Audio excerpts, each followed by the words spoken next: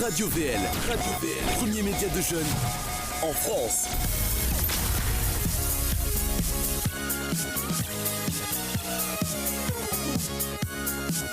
Tout se passe sur radiovl.fr. Oui. Bonjour, bienvenue dans le clan des chansonniers. Soyez certains que nous sommes heureux de vous retrouver pour cette heure de délire. Et pour ce, j'ai le plaisir aujourd'hui de vous présenter des représentants de l'esprit français qui se font fort de transformer l'actualité en hilarité. Voici 6 brillants chansonniers.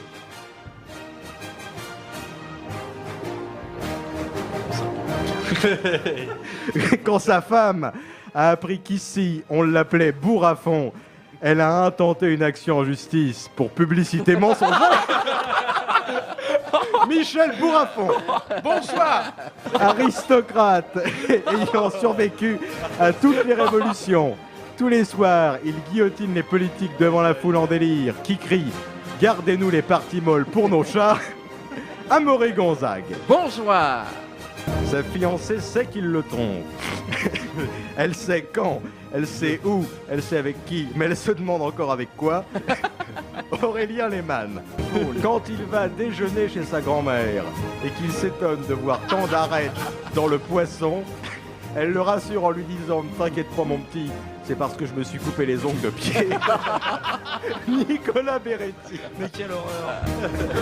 Et on démarre avec l'actualité. Ça sent la bonne émission. On peut s'arrêter tout de suite, hein, je crois. Alors, qu'est-ce qui... On fera pas mieux. On fera pas mieux. Quel sujet j'ai lancé là. Oh là là. Flipper le dauphin. Eh ben c'est un bon salopard. T'as pas fini avec la girafe? Si. Non, c'était tout. Oui, mais aussi je m'arrête là parce que c'est pire après. Ah bon? Donc Flipper le dauphin, c'est un salopard. Parce que chez les dauphins, comment ça se passe? Il y a des gangs de mâles célibataires.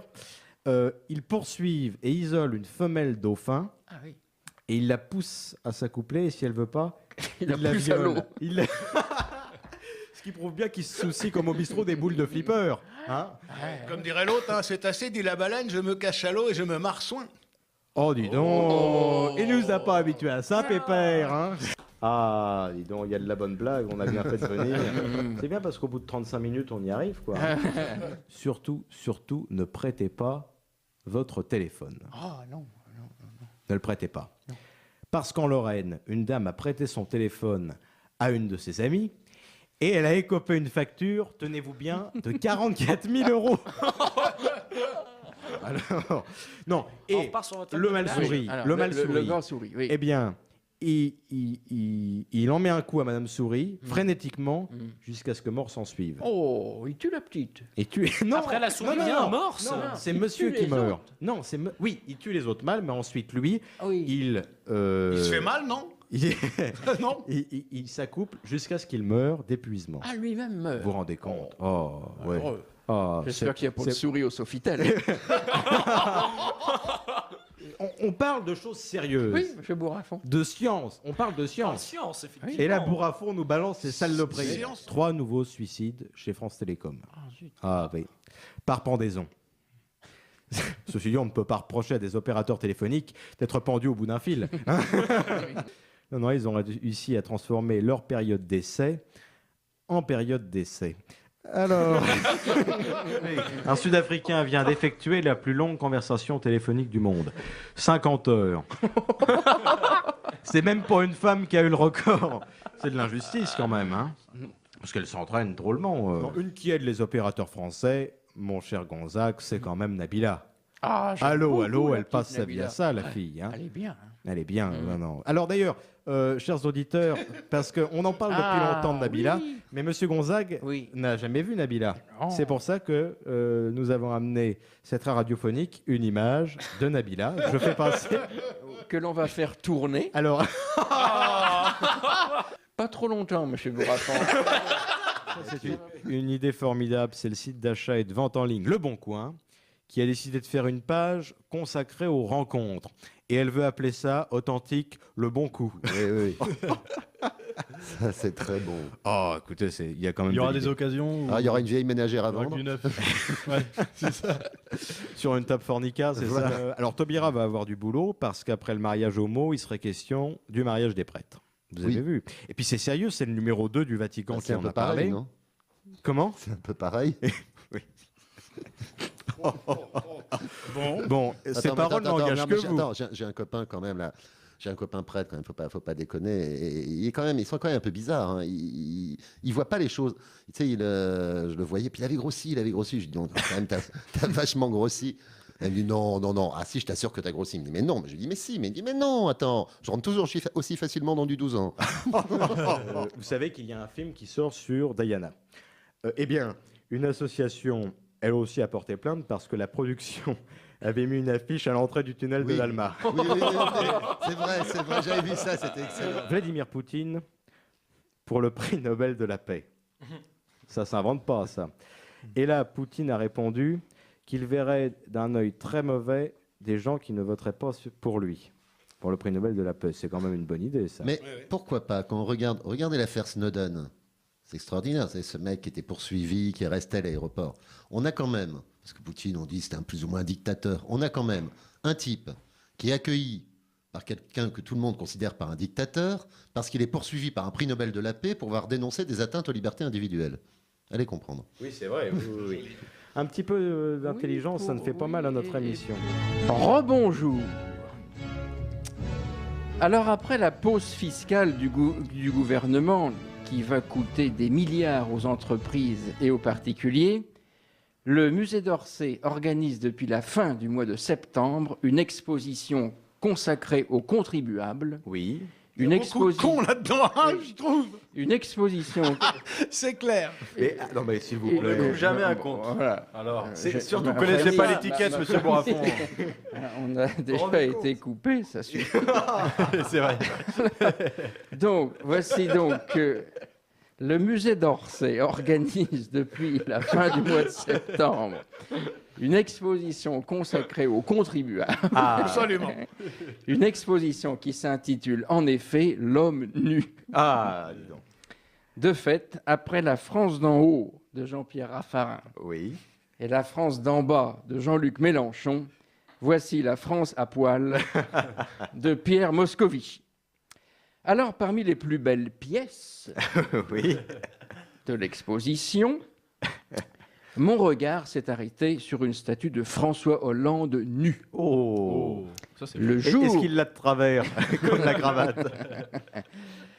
le jour du vernissage, en voyant la statue, Valérie Trierweiler s'est exclamée « Oh, François, enfin dur !» Alors, autre statue d'homme nu, celle de Marine Le Pen Oui. et celle de son père, chez qui on reconnaît nettement un petit casque à pointe et puis des gros boulets. Mais dis donc, il est bang de là aussi. Alors également fort en vue, une photographie de Manuel Valls dans le plus simple appareil. Photographiée cet été à Marseille. J'ai entendu une dame qui disait en regardant la photo « Eh, c'est bien pour Marseille, ça fera une mitraillette de plus. » Toujours dans la photographie, nous avons un nu de Bertrand Delanoë. Oh là là. Oui, il ressemble à Angela Merkel, adolescente, y compris de face.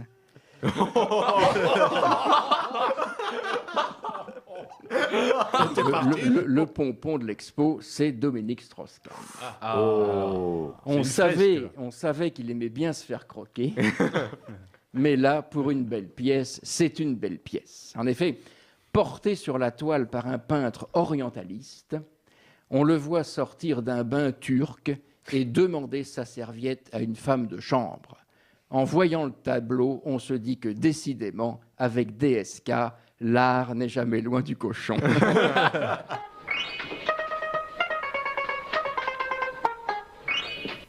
Dans un village, le docteur est appelé au chevet du facteur mourant. Rien n'y fait et le pauvre facteur décède.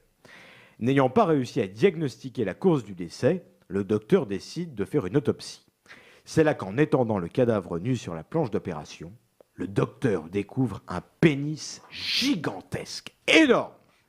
Alors, il le découpe, se disant qu'il ne servirait plus, le met dans un bocal et rentre chez lui le soir pour montrer ce pénis gigantesque à sa femme. À la vue du trophée, son épouse s'écrie, stupéfaite, « Mais dis donc, mais qu'est-ce qui est arrivé au facteur ?» Ça, c'est la palme des actualités survoltées. Ça se déroule à Coulonges, sur l'Autise, dans les Deux-Sèvres, dans une maison de retraite. On veut expulser une vieille dame parce qu'elle est méchante. Elle s'appelle Nicole et elle a 3 mois pour quitter les lieux. Et on bouffe de la merde. Vous savez, Ah bah écoutez, Surtout que vendredi, c'est le jour du poisson. oui. Ah oui, c'est le jour du mais poisson. vous savez ce que j'ai acheté, c'est le livre de comment il s'appelle ça, Jean-Pierre Coff. Ah oui, Jean-Pierre Coff. Jean-Pierre Coff. oui. Arrêtons de manger de la merde. Ah bah Et je l'ai écoutez, mis en exposition sur la table ah dis donc, de la salle à manger. vous Table de salle à manger. Ça met l'ambiance. oui. Ah écoutez, vous êtes des nôtres. J'aurais jamais caché ce que je pensais. Je leur ai dit quand il y avait dire ah merde. Tais-toi toi là-bas. C'est mon copain qui. Ah bon? Oui. C'est le directeur. Ah oui, parce que c'est votre copain ou vous êtes marié, Nicole? Non, c'est mon copain. Ah d'accord. Ah non, j'ai eu un mari, ça m'a suffi. Et puis on vous aime bien parce qu'on a beaucoup parlé de vous, voilà 3 semaines. oui. Hein. Ouais. Oui. Et alors, donc la mairie, le maire, vous a fait parvenir cette lettre. Mais le maire finalement, il n'avait pas de raison lui de s'en inquiéter.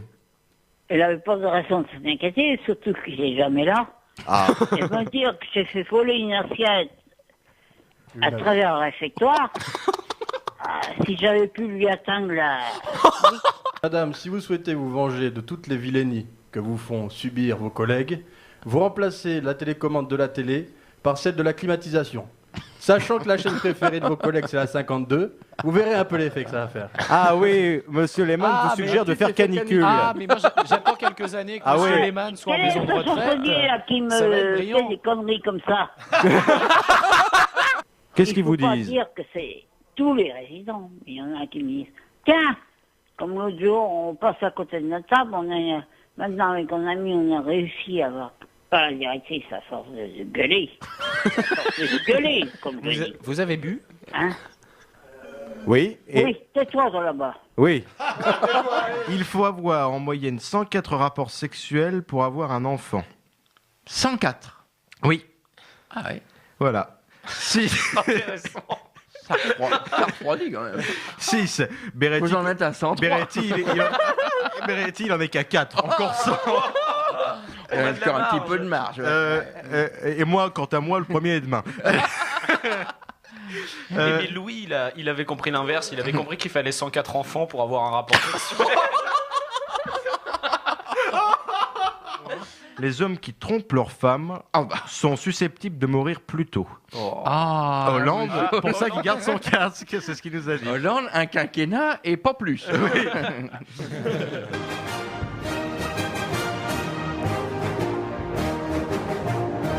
C'était le clan des chansonniers. Merci de l'avoir écouté. Bravo, à bientôt. Petite histoire, Ah. finir. Vous savez pourquoi les chasseurs alpins ils vont toujours par deux? Parce qu'il y en a un qui a le pain et l'autre le pâté. Excusez-moi pour finir. Eh ben, ça finit bien.